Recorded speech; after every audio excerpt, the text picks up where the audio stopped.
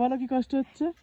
বলছে ও বলছে যে গার্ড পরে আছে, সোয়েটার পরে আছে, রেনকোট পরে আছে, এই দেখো মুখের এখানে ঘাম জমে গেছে।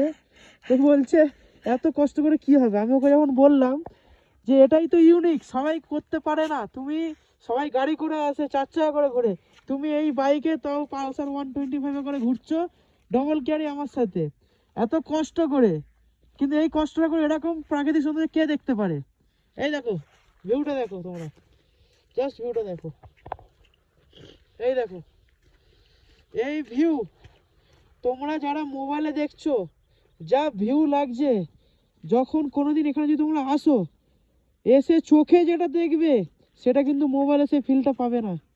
তো চোখের ভিউ, নিজের সচক্ষে দেখা ভিউ, মোবাইলে ভিউর মতো অনেক তফাৎ আছে। যতই তুমি কষ্ট করো না কেন, এই ভিউর মতো তুমি ভিউ আর পাবে না।